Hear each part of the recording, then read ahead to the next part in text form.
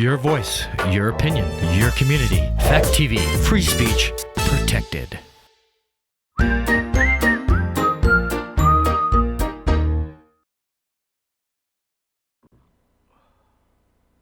Was this movie based on a true story? What is this movie missing? And if I could enter a horror movie and survive, would I? All this and more on Gory Storytime. Warning. Gory Storytime is a horror movie review show by a son and his dad who thought that letting his 5-year-old watch scary movies was acceptable. If you are offended by horror or talk about blood and gore by a child, or if you don't want horror movies from the 60s through today spoiled, then there is a remote stuck in your couch cushion next to potato chip crumbs. Use it. And of course, parental discretion is advised. Why? You didn't use any. Shut up and start the show.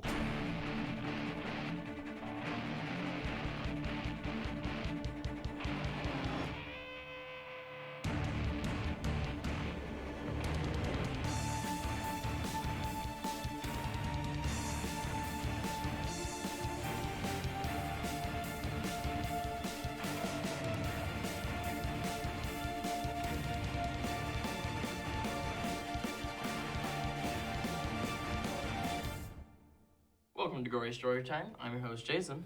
I'm his co-host and his father, Craig. And just to quickly answer those questions, no, you idiot. Blood, guts, and boobs, and hell yeah.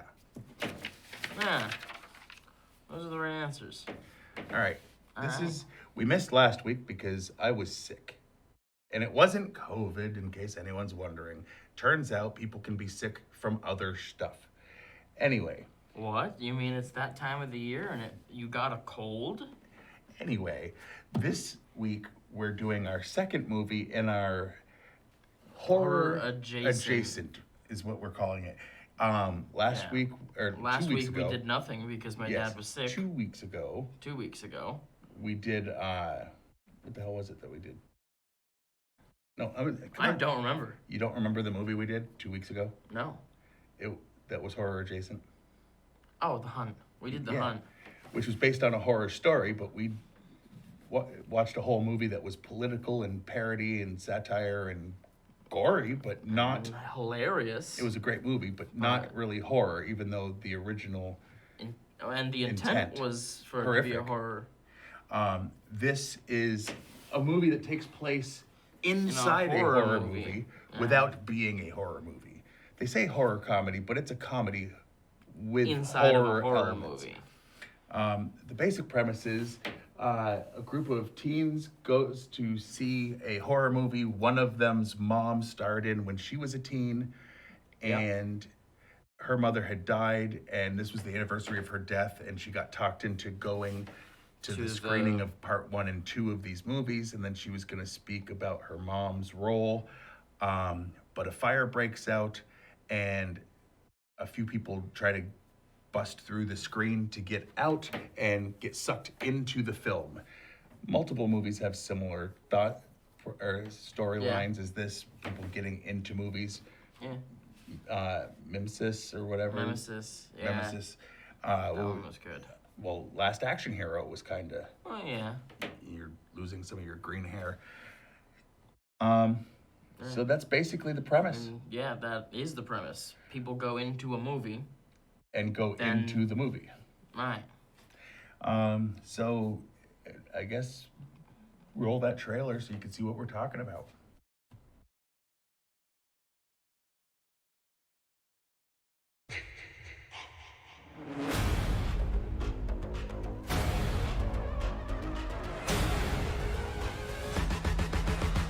Camp Bloodbath is the granddaddy of all campsite slasher films. Max's mom plays Nancy, this shy girl next door. Nice legs. What time they open? It's cool you get to remember your mom this way. At least I get to see her on the anniversary of her death, even if she is being chased by a psycho.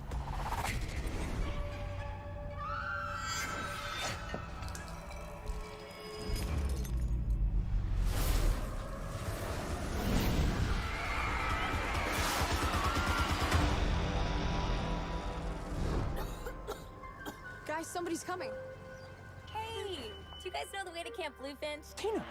So, we're in the movie. Oh, hi. What's your name? Max. Anyone want to help me pick some strawberries? Nope, but I'll give you a hand with those melons. Talking about her boobs. The writing is so bad. What is that noise? It's Billy. He's coming. Everyone who has sex in this movie dies. It's awesome. No sex.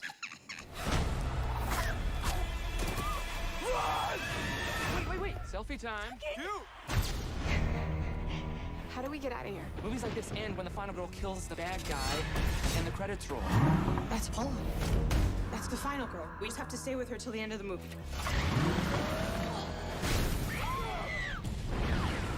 Oops. I want to know where they keep the hardware. I want chainsaws and big-ass knives, and I want them now. Guys? What's happening? Why am I colorblind? Am I having a stroke? We're in a flashback.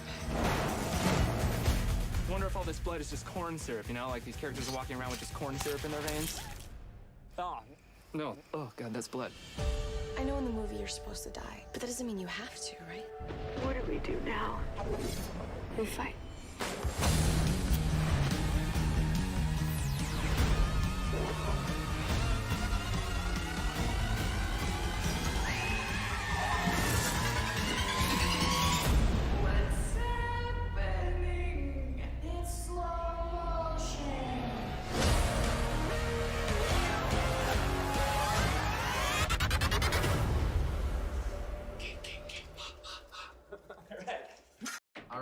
So All right. I didn't even give that much away. No, it basically said what we said, though, that they Yeah. get stuck in the movie. So like, Um, before we get into the meat and beef like we usually do and do the ads or whatever, definitely, if you have not seen this movie, find a way to go see this movie. yeah, if you like horror and you like movies like, Scream, where everyone understood they were in a horror movie. Right. Or what was the one that we did? The guy that was basically doing a documentary about him being the next killer. Oh my goodness, Behind the Mask. Yeah. That Like, movie was great too. These are, Tucker and Dale, Tucker and Dale. Genius movies. Really genius movies. Cabin in the Woods. Like, if you like humor with, like, horror elements, this is more humor than horror. That's why we're calling it horror adjacent. But if it weren't it's for amazing. horror, Yeah, this movie would not be. If it wasn't for 80s slashers flicks, but they call it 90s, which is really stupid. No. Yes. Did they? Because of the ages of the people. When you put it in and it's like... That's weird. It's such All an right. 80s movie that they're involved in, but Oh whatever. yeah. Whatever. But before we get into the behind-the-scenes stuff, we Yeah. do this for one reason. And it's not our love of horror cinema. No. No. It's to make money. It's And all how about do the we money. do that? We sell ourselves like prostitutes to big companies that want us to pimp their stuff. So, this week's pimping, Gory Storytime is brought to you by the Thrill You Kill You app. Using deepfake technology, the Thrill You Kill You app puts your face into your favorite horror movies. Just follow the simple instructions to get some video of your face and body from multiple directions, and voila, you become a victim of one of your favorite slashers. We are working with movie studios to constantly add new movies to add yourself to. The Thrill You Kill You app. Take a stab at getting stabbed today. I would. All right. Yes. Yeah. Whoever it is that watches this show, That understands the... Yeah, Get- just get come that on. out there. All Make right. it a And thing. by boobs. Exclamation point. You have to say And by boobs. boobs. Yes. All right. The coffee table book dedicated to the best part of horror movies to a young boy. Boobs is 100 pages of horror movie breasts. Small boobs, or should we say petites? Big boobs, showering boobs, skinny dipping boobs, saggy boobs, and many more. If you love horror movies and tatas, then Boobs is the book for you. Boobs recently made the New York Times bestsellers list because it is so titillating. Buy your copy today. Buy two. They're better in pairs. Back to back Share boobs with your friends. Share boobs with your friends. Anyway. Alrighty then. And But bye. that first ad. Oh yeah, because you wouldn't look at that other one. All right, let's get some behind-the-scenes information about this movie. All right. Angela Trimber improvised her entire dance sequence. She slammed energy drinks to get in character and worked herself up for the frantic dance. Okay. All right. This film was conceived and co-written by Joshua John Miller. It was a way for him to deal with the death of his dad, Jason Miller, who starred as Father Karras in The Exorcist. Which makes sense if you know this story. Oh my goodness. All right. I just learned that The Exorcist was from 1973. Yeah, okay. All right. Yes, in the 70s they made good horror movies too. Yeah. In an early draft of the script, Max was suicidal following the death of her mother, and an attempt to hang herself was interrupted by a call from Gertie. Originally, the trailer for Camp Bloodbath was not intended to be seen until the kids were in the diner. Test audiences had trouble distinguishing the movie's tone from the early scenes, so it was moved to the very beginning. Because you gotta dumb it down for people, because people are dumb animals. You looked into that camera, but it was on your close-up, so whatever. you just looked sideways. I don't care. All right, good job making your point. When Tina becomes hyper-focused on the fly buzzing around the room, it was a spur-of-the-moment ad-lib, not a digitally generated insect. When the characters are sucked into Camp Bloodbath, it was scripted that they stepped into a Technicolor world. The writers were initially horrified when they showed up on location and discovered the crew had taken their words literally and decorated the forest with colorful artificial flowers. Ooh. The script was originally optioned by New Line Cinema, but the studio wanted to eliminate all of the deep character moments and the mother-daughter plot. Eventually, it wound up being produced by Sony, a studio which liked the emotional core, but decided to tone down the slasher aspect to attain a PG-13 rating. So it would have been more of a horror if New Line got it, but it New wouldn't Line have had the ruined heart. it. Well, but what I'm saying is they should have found a better balance and put the slasher stuff back in my opinion, but whatever. It was great for what it was. The writers modeled Nancy after Amy Steele's character Ginny from Friday the 13th, Part 2. All right. In the original script, the kids began undergoing physical and psychological transformations after they entered the film. The girls' waistlines shrunk, their breasts ballooned, and Gertie was so enamored by her newfound beauty that she tried to sabotage her friends to ensure they could never leave. The song the camp counselors play after the first murder is Michael, Row Your Boat Ashore, the same song the counselors are playing in the pre-credit sequence in Friday the 13th. They also wear similar yellow shirts. Yeah. The running time of Camp Bloodbath is 92 minutes, the same length as the Final Girls. All right.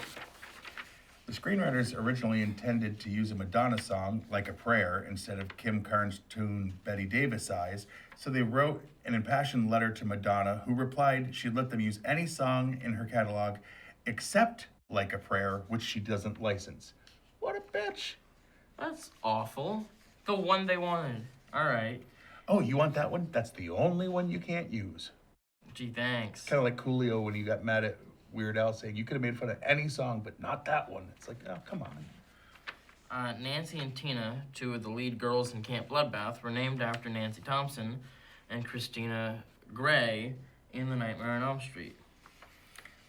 The car accident at the beginning of the film was entirely computer generated, but the car crash and explosion at the camp were done practically. Oh, wow. Billy Murphy's origin story, a prank pulled by kids at the summer camp becoming an urban legend, his pose on the poster for Camp Bloodbath 2, Cruel Summer, as well as his being set on fire are all references to The Burning and the character of Cropsy. Cropsy. The cast was encouraged to go off script, and many of Thomas Middleditch and Adam Devine's improvisations were retained in the final cut. Oh, that sounds makes good. sense. Yeah. The revelation that Gertie slept with an autistic guy was scripted in a very mean-spirited way, and Aliyah Shawkat had a real problem with it, so she decided to come up with her own dialogue. The writers and director have all praised her instincts in regards to the scene. Many of the scenes were shot in order. However, the real-world scenes that opened the film were shot at the end of production, after the cast had ample time to bond to ensure the audience would believe the relationships of the characters. The original script was written with an R rating in mind, but it was requested to be made into a PG-13 film. Todd Strauss Schulson fought hard for his take on the film, but was later pleased with the final result. The Girl Scout camp where the bulk of the film was shot didn't have a cabin large enough to accommodate the camera crane required for the elaborate booby trap sequence, so the crew had to erect it from scratch. There wasn't money in the budget to tear it down, so the cabin was built structurally sound enough to be utilized by the camp after filming was completed. Wow, Interesting. that's good stuff. Alrighty. And then the Rotten Tomatoes scores. Yes. The people have it at 70%, which is pretty high for That's a pretty horror. high for or a horror comedy. comedy. And then 72% for the critics, which means they really liked it, because Yeah. a 70 is pretty high for either of these genres. But critics do like the satire idea. Well, the referencing movie things. Like, they tend to like that. Yeah. You know? So, calling tropes out for being tropes and yeah, stuff like that. absolutely. Yeah. Before we talk about our favorite and least favorite, is there anything else you wanted to say about it? Again, go watch it. Yeah, absolutely.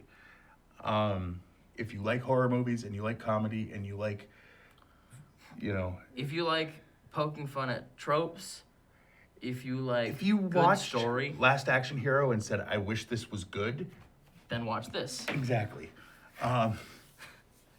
That movie sucked. I'm sorry. I know you liked it, but you're dumb and wrong. Well, yeah. Anyway, so let's go with favorite things because it's easier for me. My favorite part of this movie was the interactions after the mom died between the mom and the daughter when she got in the film. Oh my goodness. It really did tug at the heartstrings. The fact that New Line wanted to remove it, it would have made it a very different movie. It could have been a good movie, but it wouldn't have been good, this but movie. It would not this have been movie, this, and this is great. Yeah. It worked out much better this way. So I would just say the entire storyline, I mean, without giving too much away, when she realizes her mom's in it and she knows her mom dies in the movie, she tries to save her mom by becoming her friend and prevent her death. Yeah. I won't say if it works or not. I won't. Right. But and I'm not going to give away the twist ending because I liked that, and oh my goodness, I want like for more. twists. It was that was good. It was good and good. expected. Yeah, I did expect it. So it's not really a great twist in a twist form, but the ending was perfect for what this was. Absolutely. If it didn't do it, I would have been disappointed. If it didn't do it, I would have been more surprised. All right, so since I have to pick a single thing that I liked about this movie, because I can't just say, when it started and then when it ended, I liked all of that, because I did, I'm going to go with specifically the flashback idea, where when they started telling the flashback, the people who weren't originally in the movie, the people who got stuck, they have like these weird black and white spikes that come from the ceiling. It showed in the trailer. It showed in the trailer. I thought that was absolutely amazing. And it surrounded them with black and white. And then the way that they use it. And just like in the regular part of the movie, it puts them in the old flashback thing. Because they're not, they're in the scene. They're not in the place, is the way I understood that. Yeah, it's great. That was just so good. So your least favorite thing about this movie? Man, it's hard because I really enjoyed this movie from beginning to end. I guess if I had to pick something, it's the fact that I know they needed it for the plot to happen, but the idea that there was a guy trying to pressure her on the anniversary of her mom's death to come talk about a movie her mom was in. Seems pretty awful. Like, that person I would hate as a person. They make him likable, but in reality, if someone lost their parent and their parent was in a movie and they're like, hey, let's celebrate the anniversary of when the car accident took your mother away. Come talk about your mother and try to hold it together, please. Jeez. Right? I mean, the way you put it now, but I'm going to have to just go straight up with there needs to be more. All right?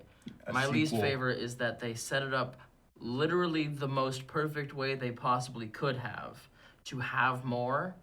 And it would be nice to see a sequel. And it's been 5 years, and there's no word on a sequel. So I hate that. Yeah. That's the thing I hate about I do this have the movie, Blu-ray is that there's coming, not more. though. Do ya? I do. Good. Yes. So... It's worth owning. Oh my goodness, it is. So from 1 to 10, what would you rate this movie? I mean, honestly, I'm going 9.5. It's not perfect, but it's, for what it is, it's a blend of all the tropes of horror while calling out all of them. Like, it's, I don't know, they just did so well. Yeah, I'm gonna have to meet you right there. I didn't really care about his mask. I didn't like that, but they couldn't do a hockey mask. You know what I mean? They couldn't do a hockey mask, and they were trying to do They their wanted, own well, but they thing. also wanted you to know what it was referencing, so they had to put a mask on him. And he used a machete. I mean, part of the time. Right. So, I mean, I'm going to meet you right there with a 9.5. Yeah, I mean, it's probably one of our most highly rated. This movie is absolutely amazing. Yeah. If you like comedy and you like horror, this is a comedy that takes place in a horror movie. It's without tough to being find horror. anything negative to say about this movie. It really is. Because, I mean, I had to like, stretch. your least favorite, it's like that part works so perfectly in with everything else Right. that it's like, if they took out the he's an a-hole sometimes, it wouldn't work. Yeah, because you have to still cheer for Because then it would start to fall death. apart. Right. Anyway. Yeah. So yeah. Anything else? If go not, watch you know this. what we can do. Yeah. So you can watch this show on Fact TV channel 1076, Thursdays at 8:30 p.m. and Fridays at 7 p.m. You can like us on Facebook, and when I say like us, I mean you can like Fact TV, and you can like Gory Storytime. I haven't posted a damn thing there in a long time, and I need to start doing it. You can go to factaid.com. They have a bunch of back episodes of this. They have other shows. They have just about everything that they do on their channel. Go to YouTube. Juggalo Jakes, all one word. It's my YouTube channel. There's old episodes. There's episodes of other shows I've done. There's music videos that I've done all through. You know, basically everything's through here. There's our 100th episode special from back when we did. 100th episode special. We 100 sat down, episodes. we watched Night of the Living Dead, and we made fun of it. And we got that. Yep, from That's beginning up to there. end with us talking about it. So From yeah. beginning to end minus 2 seconds of And radio Fact time. TV has a YouTube channel too. Yes, if they you're on do. YouTube, look at theirs. Yeah. Anything else? Yeah, our Twitters. I'm at Jason T. Jakes, capital J, capital T, capital J, 17. I forgot to say the 17. Don't forget that. And I'm at Craig Jakes, all one word, all lowercase.